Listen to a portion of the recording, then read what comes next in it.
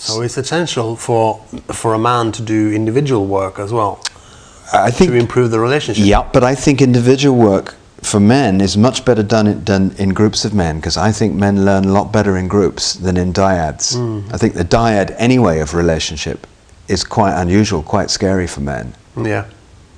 I think men learn really well in groups. Okay. And if the downside of men in groups is the whole bullying, humiliating thing. But men in open-hearted groups is one of the richest atmospheres you can imagine. So our men's groups are all about learning to open your heart, learning not to be afraid, learning to have sort of wise courage. So why is it then that there are so few of these men's groups? Yeah, I mean, you know. What is it that's stopping us? Well, there was a big movement in the late 80s, in the mid 80s, early 90s. After it kind of petered out, didn't it? The men's movement, and it took its cue from feminism. So the women led the way, sort of. Women led the way. Women always lead the way in relational matters. You know, they do.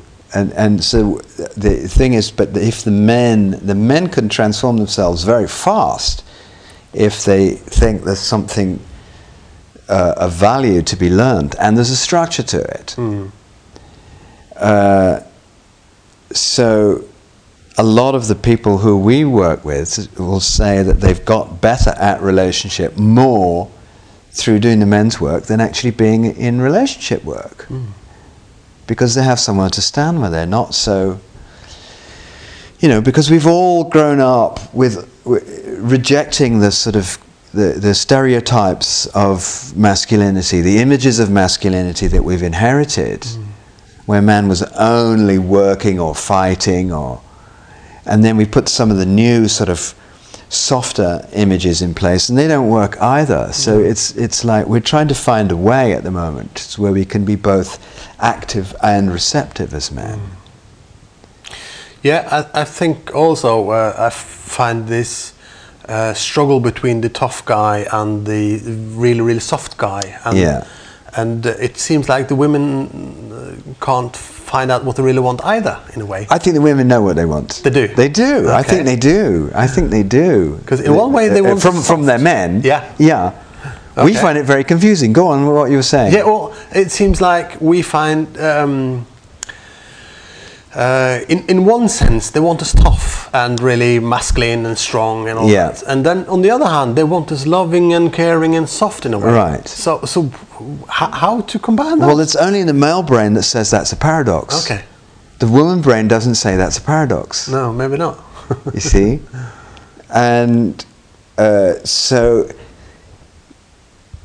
you know, as men, can we get curious? Say, well, what is this? What is this? What would be this?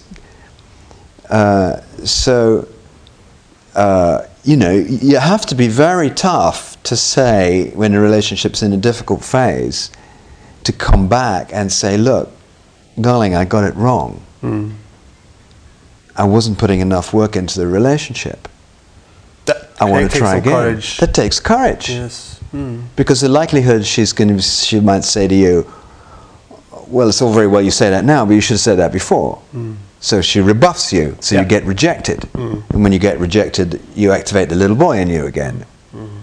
So then you need a lot of courage, a lot of internal toughness to deal with that rejected little boy in you. So that's the kind of strength they're looking for. I think so. Yeah. Not the sort of classic or stereotypic masculine warrior. She certainly doesn't want you to say, you know, shut up, bitch, and smack her around the face. No. She may want you to act out of your strong sexual desire sometimes without, you know, getting her approval, for example. That's something else. You know, and in sex, all those things kind of, they're all in a creative part. So, but ultimately, she wants you to be there for her, for the relationship, not there selfishly. Because one of the big problems with men is we've grown up being very selfish over centuries. Yeah, our whole ego structure is a selfish one. And we have to learn unselfishness. Is that particular to men? I think it's particular to men. Oh. I do. Okay. Whereas, because the world has been supporting the male ego and puffing it up. Okay. In fact, male societies puff up the male ego and break it down again. Or that's what the army and the various hierarchies and schools do that and stuff like that. Is that part of the patriarchy? That's a patriarchal thing. Yes. Yeah. There's always a a chief goat in the herd, and the chief goat has to always look out for the next ones coming up. So it's all rising and knocking down. Yeah. So that's deep in the structure. And the woman, however, is much more organized towards relationship. So that's her home turf, sort of. That's her home turf. She may not be good at intimacy, because that's, for all of us, a challenge.